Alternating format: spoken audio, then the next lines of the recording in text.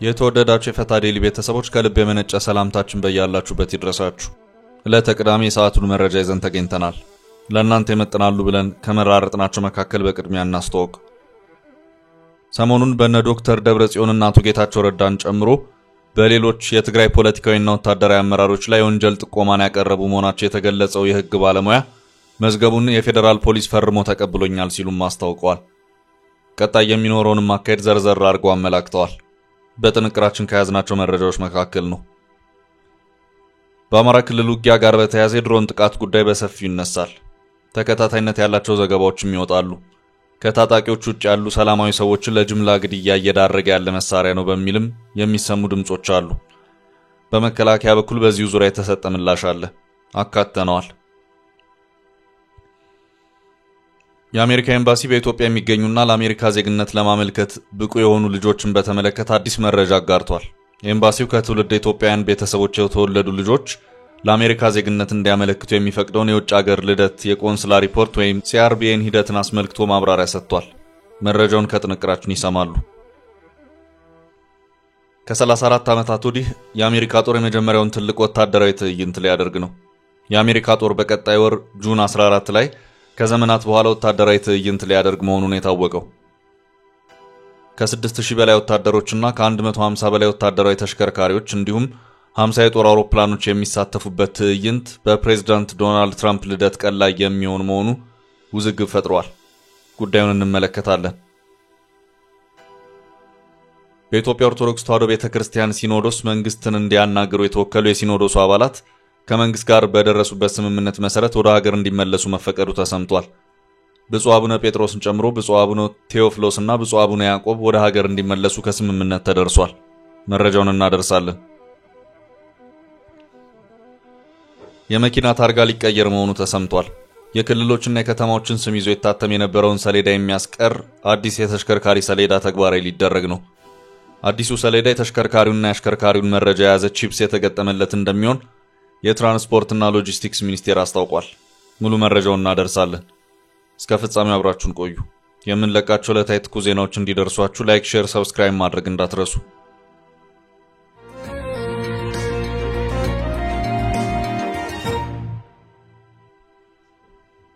የነጌታቸውና ደብረጽዮን ጉዳይ ለፌደራል ፖሊስ ቀረበ።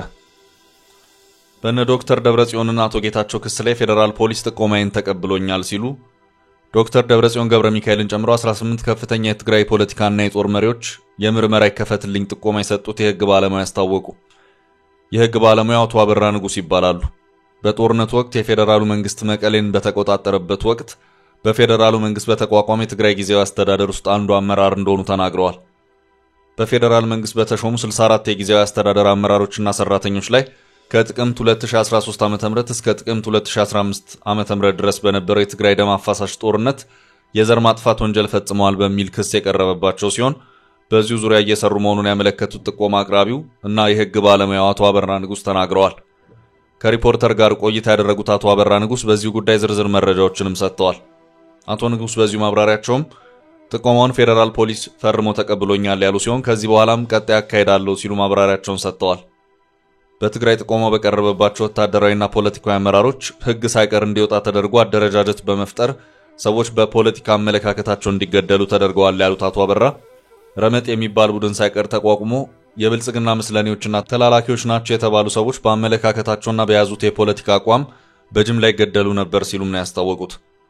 አቶ አበራ አክለውም ጥር 21 2013 ዓ.ም በወቅቱ ጦርነቱ ወታደራዊና ፖለቲካዊ አመራርን ሲሰጡ የነበሩትንና ሴንትራል ኮማንድ የሰባት ሰዎች ስብስብ የሆኑ ሰዎች አርሚ ለሚለው አካል በተዋረድ ትዕዛዝ ከተላለፈ በኋላ እኔም የጊዜያዊ አስተዳደሩ አባል ስለነበርኩ በፖለቲካ ማንነታችን ተለይተን በፖለቲካ ለማጥፋት የተደረገ ግድያ ተከናውኗል ሲሉም ነው የተናገሩት። ድርጊቱም ተራ ግድያ ሳይሆን እኛም በፖለቲካ አመለካከታችን ለማጥፋት የተደረገ ግድያ ነው። የወንጀል ሕጉ 269 ከተጠቀሱት የሕግ ድንጋጌዎች መካከል የፖለቲካ ማንነትን መሰረት አድርጎ የሚፈጸም ግድያን የዘር ማጥፋት ስለሚለው ይህንኑ ማዕከል አድርጎ የተሰጠ ጥቆማ ነው ያሉት የሕግ ባለሙያው ጥቆማውን የፌደራል ፖሊስ መቀበሉን ተከትሎ ቀጣይ አካሄዶች ምን ሊሆኑ ይችላሉ የሚለውን በተመለከተም ማብራሪያቸውን ሰጥተውበታል። የጥቆማ ክስና መደበኛ ክስ መሰረታዊ ልዩነቶች አሏቸው።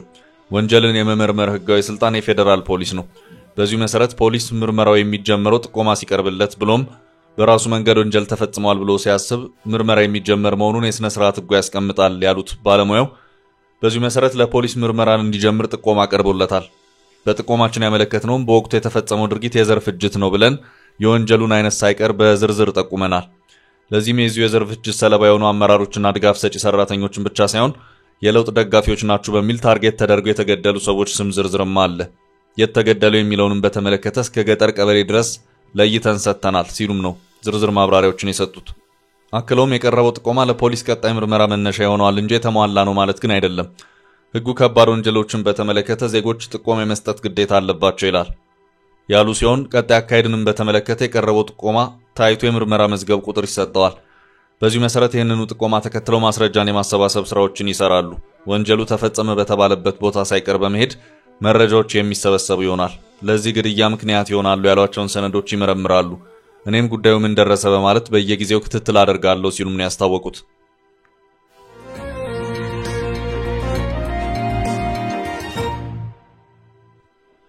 ወደ ቀጣይ ርዕስ አለፍ። የአማራ ክልል ድሮን ምላሽ።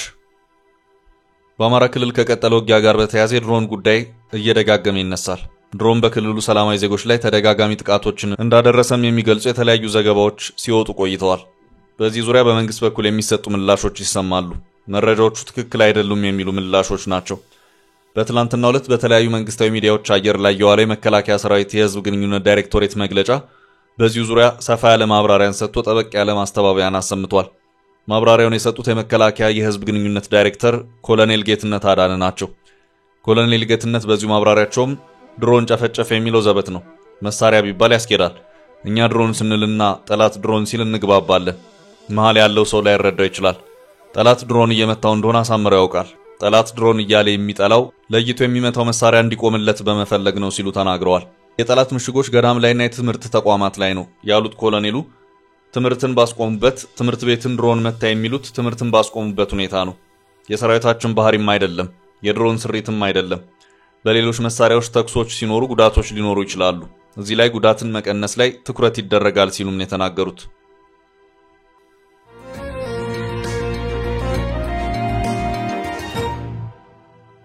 በቀጣይ መረጃ ካህናቱ ወደ ሀገር እንዲመለሱ ተፈቀደ። በኢትዮጵያ ኦርቶዶክስ ተዋሕዶ ቤተክርስቲያን ሲኖዶስ መንግስትን እንዲያናግሩ የተወከሉ የሲኖዶሱ አባላት ከመንግስት ጋር በደረሱበት ስምምነት መሰረት ወደ ሀገር እንዲመለሱ መፈቀዱ ተሰምቷል። ብፁዕ አቡነ ጴጥሮስን ጨምሮ ብፁዕ አቡነ ቴዎፍሎስና ብፁዕ አቡነ ያዕቆብ ወደ ሀገር እንዲመለሱ ከስምምነት ተደርሷል። ሶስት የኢትዮጵያ ኦርቶዶክስ ተዋሕዶ ቤተክርስቲያን አባቶች በሲኖዶስ ስብሰባ እንዲካፈሉ መንግስት ሁኔታዎችን እንደሚያመቻች አስታውቋል። መንግስት ትላንት ምሽት ባወጣው መግለጫ ከዚህ በፊት አንዳንድ ወገኖች በፈጠሩት ችግር የተነሳ በኢትዮጵያ ኦርቶዶክስ ቤተክርስቲያን ሲኖዶስ ጉባኤ ለመሳተፍ ላልቻሉ ሶስት አባቶች ሁኔታዎች መመቻቸታቸውን አሳውቃለሁ ብሏል። በመግለጫው ሀገራዊ ተቋማት ለሀገረ መንግስት ግንባታ ያላቸውን የላቀ ሚና በመረዳት በኢትዮጵያ ኦርቶዶክስ ቤተክርስቲያን አባቶች መካከል የተፈጠረው መለያየት እንዲፈታ የመሪነቱን ሚና መጫወቱን አስታውሷል። የኢትዮጵያ ኦርቶዶክስ ቤተክርስቲያን በሀገር ግንባታ የነበራትንና የሚኖራትን ሚና በመገንዘብ አስፈላጊውን ድጋፍ ሲሰጥ መቆየቱን በዚህ አቋሙም እንደሚቀጥል ገልጿል። ይህንን ያልተረዱ አንዳንድ አካላት ችግሮችን ፈጥሮ የነበረ ቢሆንም እንኳን መንግስት ለቤተክርስቲያኗና ለምዕመኗ ሲል በሆደ ሰፊነት ለማለፍ ወስኗል ብለዋል። መግለጫው አንዳንድ አካላት ያላቸውንና የተፈጠሩትን ችግሮች በግልጽ ያላብራራ ቢሆንም ችግሩ እንዲፈታ ሲኖዶሱ ጥያቄ ማቅረቡንና ይህንንም ጥያቄ መቀበሉን ይፋ አድርጓል። በሂደቱም ተቀራርቦ መነጋገር ከሁሉም የተሻለ የመፍትሄ መንገድ መሆኑ ታይቷል ብለዋል። ሲኖዶሱ መንግስት ነገሩን በሆደ ሰፊነት እንዲመለከተው እንደጠየቀና በዚህም ሶስቱ ብፁዓን አባቶች ወደ ሀገራቸው ገብተው በቅዱስ ሲኖዶስ ስብሰባ ለመገኘት እንዲችሉ የሚጠበቅበትን ሁሉ እንደሚያደርግ አሳውቋል። በዚህ መሰረት ብፁዕ አቡነ ጴጥሮስ፣ ብፁዕ አቡነ ቴዎፍሎስና ብፁዕ አቡነ ያዕቆብ በሲኖዶሱ ስብሰባ ለመገኘት እንዲችሉ ከመንግስት የሚጠበቀውን ሁሉ እንደሚያደርግ በመግለጫው ተመላክቷል።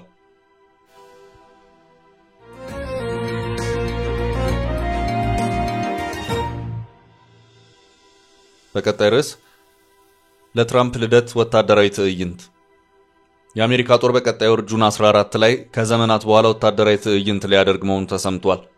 ከ6000 በላይ ወታደሮችና ከ150 በላይ ወታደራዊ ተሽከርካሪዎች እንዲሁም 50 የጦር አውሮፕላኖች የሚሳተፉበት ትዕይንት በፕሬዝዳንት ዶናልድ ትራምፕ ልደት ቀን የሚውል መሆኑ አነጋጋሪ ሆኗል። የአሜሪካ ጦር ምስረታ 250ኛ ዓመትና የትራምፕ 79ኛ ዓመት ልደት መገጣጠሙ ነው የተነገረው። ትዕይንቱ ይቅረብ አይቅረብ የሚለው ግን ገና በመታሰብ ላይ ያለ መሆኑን ሮይተርስ ዘግቧል። ፕሬዚዳንት ትራምፕ ወታደራዊ ትዕይንት የማድረግ ምኞት በመጀመሪያ የስልጣን ዘመናቸውም የነበረ ሲሆን ብዙዎች አሜሪካ ነጻ ሀገር እንጂ ኮሚኒስት አይደለችም በማለት ለትዕይንት የሚወጣ ወጪን ሲቃወሙ ይሰማሉ።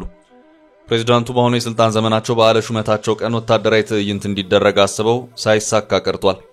የአሜሪካ ጦር ከአንድ ወር በኋላ በፕሬዚዳንቱ የልደት ቀን ከትዕይንቱ ባለፈ በብሔራዊ ሙዚየም የአሜሪካ ጦር ታሪክና ጥንካሬን ለማሳየት አቅዷል። ፕሬዚዳንት ትራምፕ እንደ አውሮፓ አቆጣጠር በ2017 በመጀመሪያ የስልጣን ዘመናቸው በፈረንሳይ ፓሪስ ተገኝተው የፈረንሳይ ባስቲል ቀን ወታደራዊ ትዕይንትን ተመልክተው ነበር።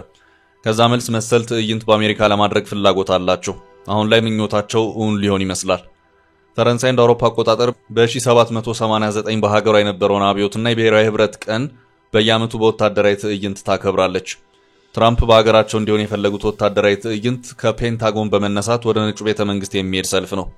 በዚህ ላይ 6600 ወታደሮች እንደሚሳተፉ ሲገመት ከ92 በላይ የአሜሪካ ዘመነኛ ታንክ M1 አብርሃም ታንኮች እንደሚሰለፉ ሲታወቅ ብራድሊ የሚሰኙ ወታደራዊ ተሽከርካሪዎች በሁለተኛ ዓለም ጦርነት የተሳተፉ ታንኮችም በትዕይንቱ ለማካተት ታቅዷል። እንደ ብላክ ሆክ ያሉ የጦር ሄሊኮፕተሮችም ትዕይንቱን ያጅባሉ ተብሎ ይጠበቃል። የትራምፕ የወታደራዊ ትዕይንት ወጪ ከ50 እስከ 90 ሚሊዮን ዶላር እንደሚኖረው ሲገመት በማህበራዊ ሚዲያ ይህን ብክነት ነው ያሉ ወታደራዊ ትዕይንቱን የትራምፕን ራስ ወዳድነት ማሳያ ብለው ጠርተውታል። ነጩ ቤተ መንግስት ግን ትዕይንቱ ከትራምፕ ጋር እንደማይገናኝ ለአሜሪካ ጦር 250ኛ ዓመት ምስረታ መሆኑንና የሚሳተፉትም በአብዛኛው የቀድሞ ጦር አባላት ይሆናሉ ሲል አስተባብሏል።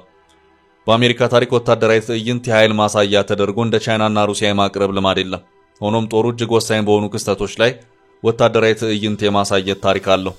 እንደ አውሮፓ አቆጣጠር በ1865 150 ሺህ የህብረቱ ጦር አባላት ከእርስ በርስ ጦርነቱ መጠናቀቅ በኋላ በዋሽንግተን ትዕይንት አቅርበዋል።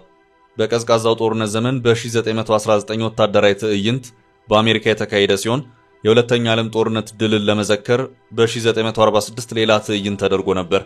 በአሜሪካ ታሪክ ለፕሬዝዳንት አይዘንሃወር እና ለፕሬዝዳንት ኬኔዲ ምርቃት ወታደራዊ ትዕይንት ተደርጓል። የመጨረሻው ትልቅ ወታደራዊ ትዕይንት በአሜሪካ የተደረገው እንደ አውሮፓ አቆጣጠር በ1991 የገልፍ ጦርነት አሜሪካ ማሸነፏን ተከትሎ ነው። በዚህም 8000 ወታደሮች አደባባይ ወጥተው ነበር። ይሄ ትዕይንት እስከ 12 ሚሊዮን ዶላር እንዳወጣ ይገመታል። ከዛ መልስ አሜሪካ ትልቅ ወታደራዊ ትዕይንት አርጋ አታውቅም። ከ34 ዓመታት ወዲህ ትራምፕ ግዙፍ የወታደራዊ ትዕይንት እንዲታይ ለማድረግ ያውም በልደታቸው ቀን ሽር ጉድ እያሉ ነው። ፕሬዚዳንት ትራምፕ የልደታቸው ቀን ብሔራዊ በዓል ቀን እንዲሆንም ፍላጎት እንዳላቸው ሲናገሩ ይሰማሉ።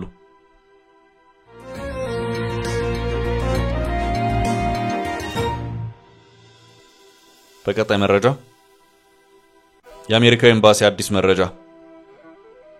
የአሜሪካ ኤምባሲ በኢትዮጵያ የሚገኙና ለአሜሪካ ዜግነት ለማመልከት ብቁ የሆኑ ልጆችን በተመለከተ አዲስ መረጃ አጋርቷል። ኤምባሲው ከትውልደ ኢትዮጵያውያን ቤተሰቦች የተወለዱ ልጆች ለአሜሪካ ዜግነት እንዲያመለክቱ የሚፈቅደውን የውጭ ሀገር ልደት የቆንስላ ሪፖርት ወይም CRBN ሂደትን አስመልክቶ ማብራሪያ ሰጥቷል። ኤምባሲው በዚህ የዜግነት የማመልከት ሂደት ላይ ዝርዝር መረጃ ለመስጠት ለሐሙስ ሚያዝያ 15 ቀጠሮ መያዙን ገልጾ ማብራሪያውን በጉግል ሚት በኩል በዕለቱ በኢትዮጵያ ሰዓት አቆጣጠር 3 PM ወይም GMT+3 ወይም 8 AM በዋሽንግተን ዲሲ ሰዓት አቆጣጠር እንደሚሰጥ አብራርቷል። ለዜግነት ፕሮሰሱ ለመምሏት ብቁ የሆነ ልጅ ወላጅ፣ አሳዳጊ ወይም የቤተሰብ ጓደኛ ከሆኑ እባክዎ ይህንን ቅጽ ይሙሉ ሲል ኤምባሲው ሊንክ አስቀምጧል። ሊንኩን ይኸው መልእክት ከተላለፈበት ከዩኤስ ኤምባሲ ኢን አዲስ አበባ ይፋዊ ፌስቡክ ወይም የኤክስ ገጽ ያገኙታል። ከኢትዮጵያ ውጭ ያሉትን ጨምሮ ሌሎች ብቁ ሊሆኑ የሚችሉትን ካወቁ እባክዎ ይህን መረጃ ያስተላልፉና ቅጹንም እንዲሞሉ ያሳስቡልን ሲል ኤምባሲው ጠይቋል። የአሜሪካ ኤምባሲ ከግምገማችን በኋላ የጉግል ሚት ክፍለ ጊዜውን ለመቀላቀል በቅጹ ላይ ያቀረቡትን ኢሜል በመጠቀም አገናኝ ሊንክን ልክሎታለን ብሏል። ሐሙስ ለሚኖረው የኦንላይን መረጃ ክፍለ ጊዜም ምንም ክፍያ የለም ሲል ኤምባሲው አክሏል። በሌላ በኩል የአሜሪካ ኤምባሲ ከነገ በስቲያ ሰኞ ሚያዝያ 27 ለሚከበረው የአርበኞች ቀን እንኳን አደረሳችሁ የሚል መልእክቱን በማስተላለፍ በዕለቱ ዝግ እንደሚሆን ገልጿል።